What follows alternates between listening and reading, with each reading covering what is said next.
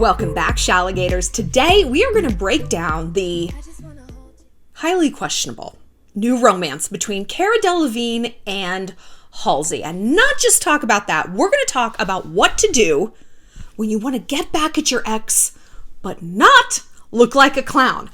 Because Halsey and CARA DELEVIGNE look like clowns. If you don't know, their exes are dating each other, Ashley Benson and G-Eazy. And so the fact that CARA and Halsey are now together, oh my God. But I feel like somebody around here called this. Who was it? Oh, was it me? Was it me?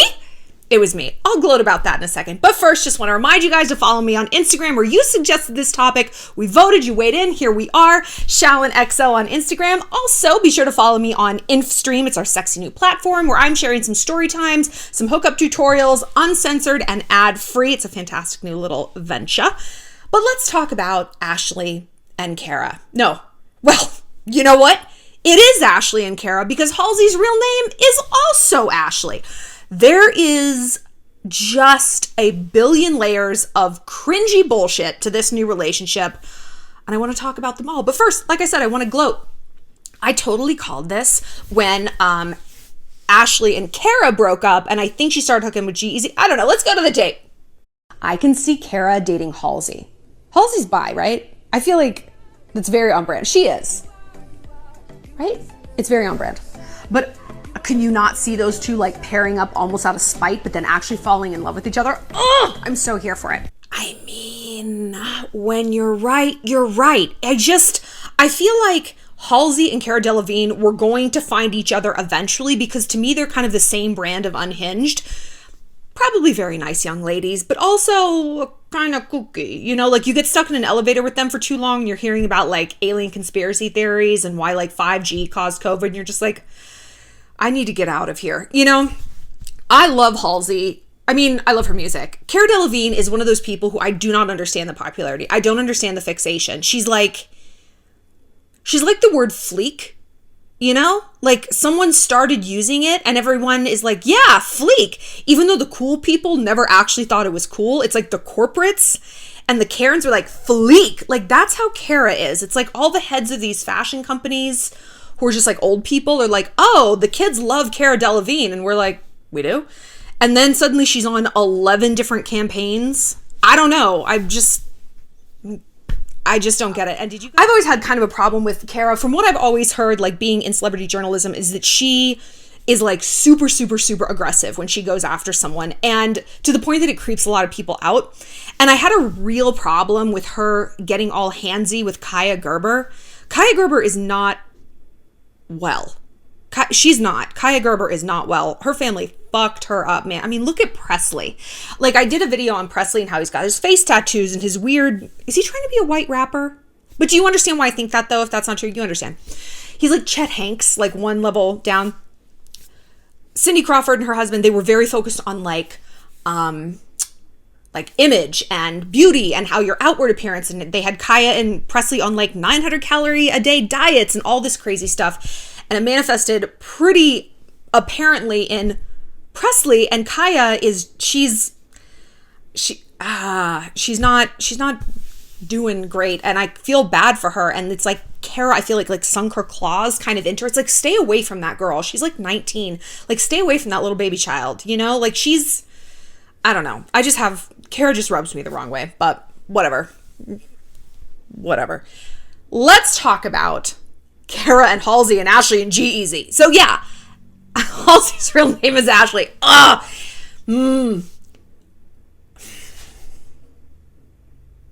CARA and Halsey look crazy for this relationship. They look crazy. What do we always say? The opposite of love isn't hate. It's apathy. When you're dating your ex's ex, I don't even know what to like call this, like love rhombus. It's a love mess. Listen, CARA and Halsey do not look apathetic. They don't look apathetic at all. So here's what the reports are. CARA and Halsey secretly dating 3 months after Ashley Benson and G-Eazy coupled up. Now, both CARA and Ashley Benson and G-Eazy and Halsey were together for a long time, like over a year. And they had... Halsey and G-Eazy had a very tempestuous relationship. We know how they ended. He cheated on her constantly. Halsey will not shut up about it. She can't stop writing songs about it. They're all bangers, by the way. Like, good for you, girl. Keep pumping them out. The CARA Ashley thing ended a bit more normally from what we know. But the point is, those girls aren't over it. Why can we say that with authority? Because think about what those two must have talked about their first few times hanging out. Their exes. CARA was bitching about Ashley. Halsey was bitching about young Gerald. And Ashley Benson and G-Eazy know that. We all know that. So those two, Ashley and Gerald, are like, wow. There is a lack of apathy there, right? So these are what the reports say. They're hanging out together and having a laugh. I have to read it in a British accent because no Americans say having a laugh together. We just don't say that. CARA's been hooking up with Halsey in the last few weeks and they've been having a laugh together. They're both very open about the sexuality, want to enjoy themselves. So they're both on the same wavelength. Oh, I bet they are, but it's a wavelength of crazy cringiness. Again, they just lost these breakups so fucking hard. So fucking hard. And Halsey has been trying to spin her thing with G-Eazy like she left him. Girl, honey, baby child, I've been cheated on too. So many of us have. When we walk away from a cheater, it's not a win. It's I was forced to leave this situation to save my pride and to save what was left of my heart. It's not like, I'm every woman. Like, you don't feel powerful walking out that door. You feel absolutely broken. And that's okay. But do not double down on that feeling and date his new piece's ex. Don't do that. The report goes on. This is the best. This is the best. This sentence kind of comes out of nowhere. CARA has kissed her in front of her friends and stuff. It's not a big deal for either of them. It's actually just funny to them that their exes are together now and there's no hard feelings. Okay. You know what that line told me?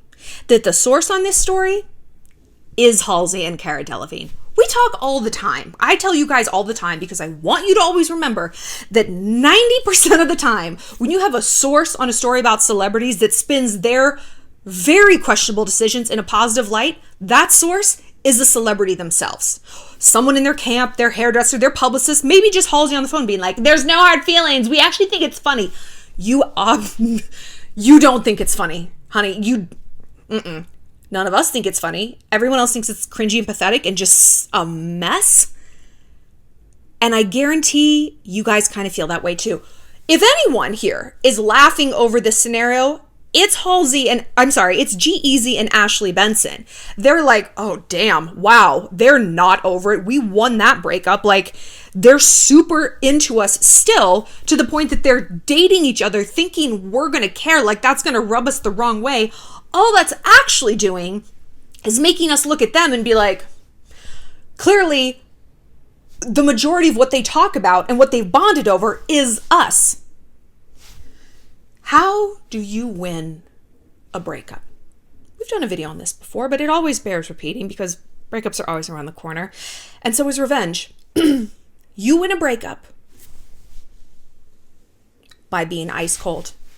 No one gets to see you bleed. We said before, a man can take your heart.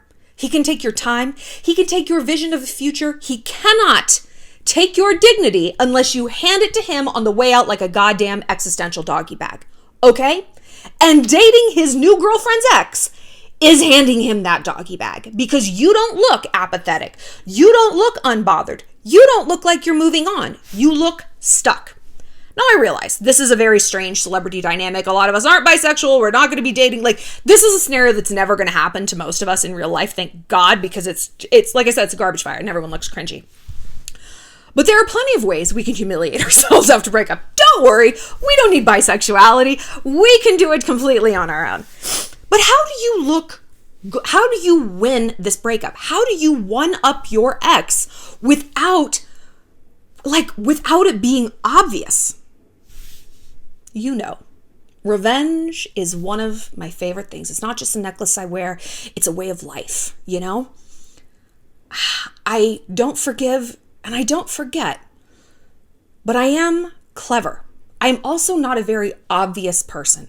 People think they've gotten away with something. People think I'm not paying attention. That's their funeral, right? The way you win a breakup and the way you move on is there's a few different ways. Because it's complicated, because you have to stick it to someone without it being obvious that's what you're doing. And this is why I always say don't subtweet, because everyone knows what a subtweet is. Everyone knows what you're doing with a subtweet. You're not subtweeting about your friend. You're not subtweeting about a coworker. You are subtweeting about the relationship you just got out of, or are perhaps currently in, and it's not going well. Right? He knows it, you know it, it just looks cringy and pathetic. I've had so many of my friends be like, I was kind of into this guy, and then he's like subtweeting about me, and I'm like, ugh. I was like, I know. And yet when we do it, we're like, I am the Salvador Dali of Instagram. I am being so creative and artistic and deep, and it's like, honey, that ain't it. Like, that Black Bear lyric you posted, no. So what can we do? I truly believe, and I hate how like live, laugh, love this is, truly I believe that living well is the best revenge. And well is defined in a bunch of different ways. Now you could go in the crazy way, which is date his new girlfriend's ex-girlfriend. Bad idea. Or what if you did things to enrich you? No matter how good your relationship was. I mean, and really, how good was it if it's over? It's called a breakup because it's broken. You know what I mean? And if you're still so twisted on it, you need revenge. Again, it probably wasn't a good breakup. If you had just a normal relationship and you're like, hey, we're going in two different directions. He wants to get married. I don't. He wants to move here. I'm not into that. Whatever it might be, you move on in a much healthier way. But when we get twisted over someone like this, it's because something was perpetrated against us in that relationship. Look at Halsey. She got cheated on like a motherfucker, and she cannot get over it, right? I don't blame her. I don't blame her. CARA, I think, can't get over it because I think she's a narcissist and a bit of a predator. And I think Ashley leaving was like this loss. It was like a possession loss. It didn't seem, I don't know. I could be wrong, but this is just my gut feeling on this. But maybe not. Maybe, who knows? But I do know, like I said, the CARA nor Halsey are over it because they're dating each other, okay? So in some way, they're not over it, they're twisted, and they need some sort of revenge. But like I said, no matter how good your relationship was, there were things that you weren't able to do inside of that relationship. Maybe they never liked sushi. I can't remember the last time I dated someone who liked sushi. The guy I'm dating now likes sushi, so I was like, oh, thank God.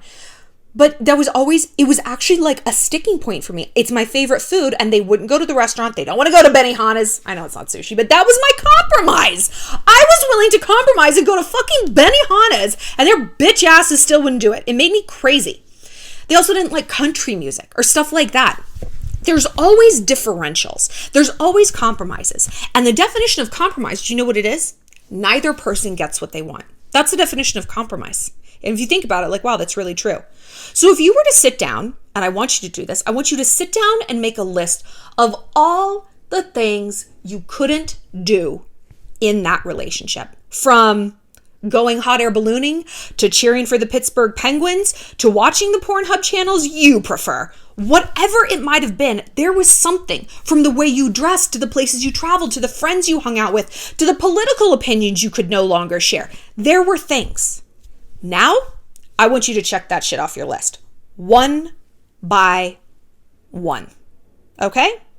And this is one of the few times that I'm going to say this is fine to share on Instagram. You can be loud with this. Not like loud, but you can be like, you know what? I'm going hot air ballooning.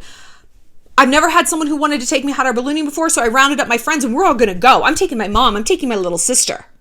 I'm taking a sushi making class. I bought the season pass I'm following Florida Georgia Line around the country to their concerts. When we have concerts again, you know what I mean.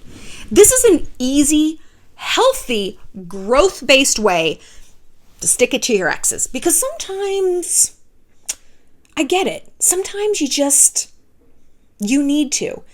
And like I said, what is more galling to witness in your ex over someone you want control over? If say we're on the Ashley Benson G-Eazy side, what is more frustrating to witness than someone who doesn't need you anymore.